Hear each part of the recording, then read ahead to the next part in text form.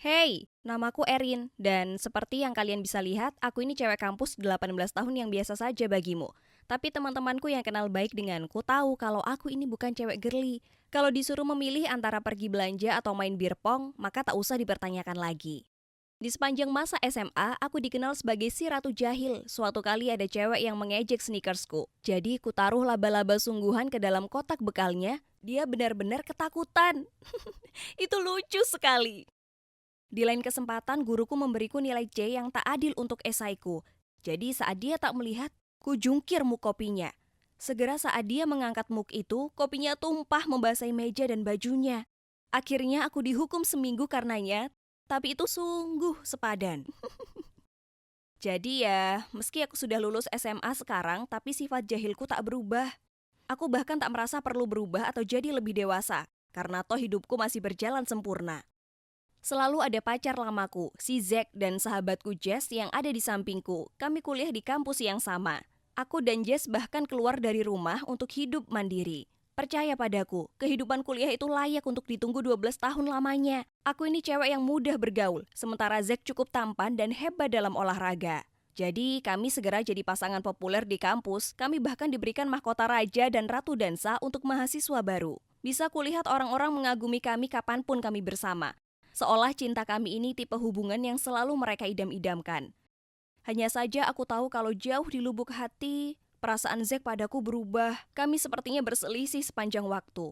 Dan akar dari permasalahan ini yaitu kenyataan bahwa aku ini tak selembut kebanyakan cewek lainnya. Dulu dia melihatku sebagai cewek paling menarik dan memukau di dunia. Apa yang terjadi? Pernah dia membawaku ke pesta untuk rayakan kemenangan tim basketnya. Kami bersorak-sorai dan ada saat di mana aku jadi terlalu bersemangat sampai lompat ke atas meja dan minum anggur dengan para cowok. Semua orang di sekitar bersorak gembira, kecuali Zack yang tak senang. Lalu saat aku masuk ke mobilnya siap untuk diantarkannya pulang, aku bertanya padanya, "Ada masalah apa? Apa kamu tak senang kamu menang?" Dia menjawab, "Kamu ini bikin malu. Tak ada pacar orang lain yang menenggak anggur sembari bersorak dengan suara paling lantang. Kenapa sih kamu tak bisa jadi lembut seperti temanmu Jess?" Aku terbakar emosi. Begitu emosi hingga aku keluar dari mobilnya, membanting pintu lalu berjalan pulang. Sungguh keterlaluan membandingkan aku dengan cewek lain. Apalagi Jess itu benar-benar kebalikanku. Dia itu sangat pendiam dan introvert. Kalian tahu kata pepatah, daya tarik yang berlawanan ini sungguh nyata. Karena Jess dan aku adalah sahabat. Tapi tak mungkin aku bisa jadi lembut seperti dia. Jika Zack ingin aku menjadi lebih seperti dia, kenapa tak dia anggap dirinya itu sebaik dan sepintar pacar Jess, si Jay? Aku sampai rumah menemukan Jess sedang duduk menangis di ranjangnya. Oh, cewek lemah lembutku, malam itu pasti hari Jumat kelam bagi kami berdua. Jadi ku peluk dia dan bertanya padanya, ada masalah apa? Dia menjawab, Jay setelah berubah, Erin. Dia tak suka kelemah lembutanku dan ingin hubungan yang lebih hidup. Nyatanya, dia ingin aku menjadi lebih sepertimu. Dia bilang aku harusnya lebih aktif dan kuat seperti dirimu. Sekarang aku tak tahu harus bagaimana. Aku berkata, ya Tuhan, cowok-cowok ini bikin pusing. Kau tahu apa? Zack mengatakan hal yang sama padaku. Dia ingin aku menjadi lebih lembut sepertimu. Jess melihatku dengan mata terkejut. Benarkah? Dia bilang begitu? Aku tahu. Konyol sekali kan? Kita harus lakukan sesuatu yang membuat mereka sadar arti kita yang sebenarnya. Tapi apa yang bisa kita lakukan? Dan sekali lagi, otak jahilku muncul dengan ide yang sangat luar biasa lalu ku beritahu dia. Aku tahu, Jess, kita bisa bertukar pacar.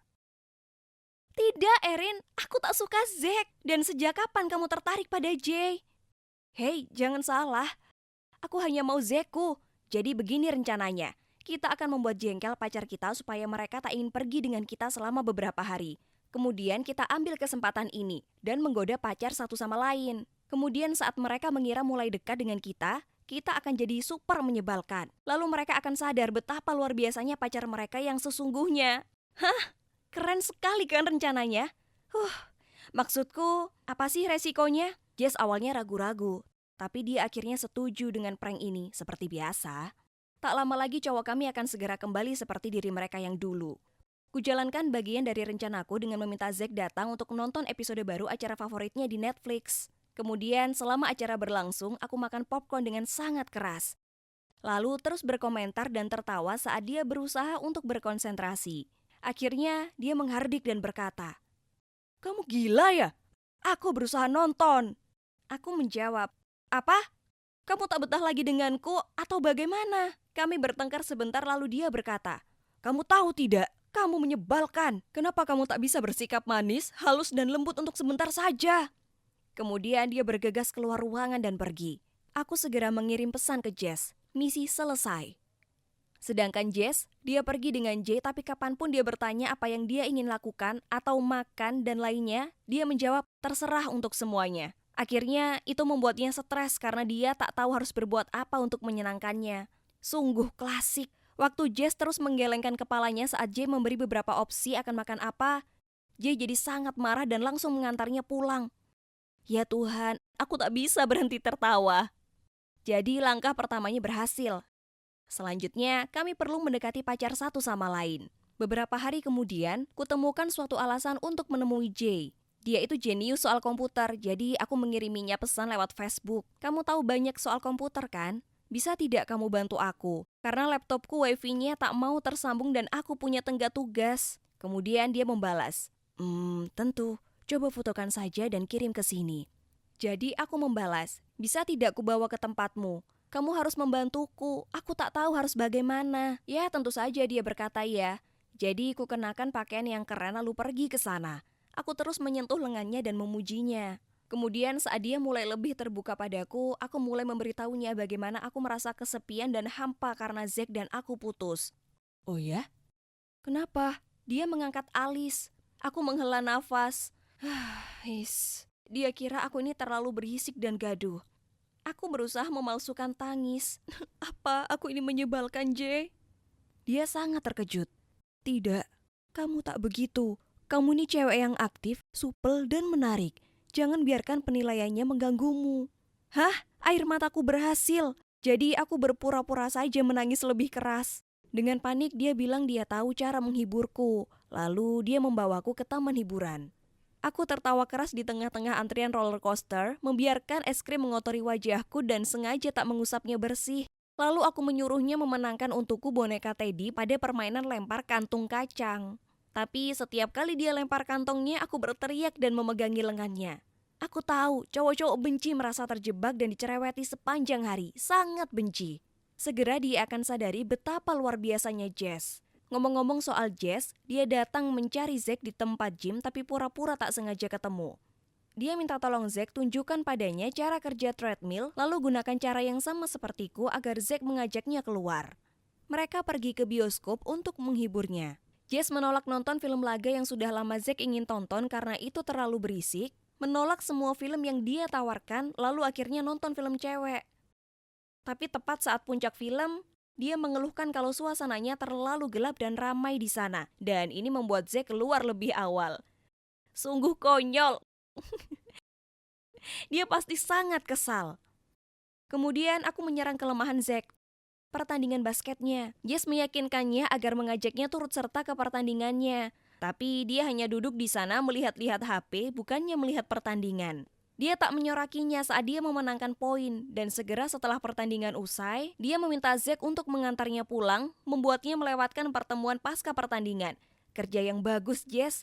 Dia akan berlari kembali padaku segera. Aku tahu kalian mungkin mengira kalau rencana ini gila, tapi ini benar berhasil. Jay muncul di teras kami dengan bunga untuk Jess. Cerita cinta mereka sudah dapatkan angin segar yang diperlukan. Sekarang aku hanya perlu menunggu Zack menyadari apa yang dilewatkannya.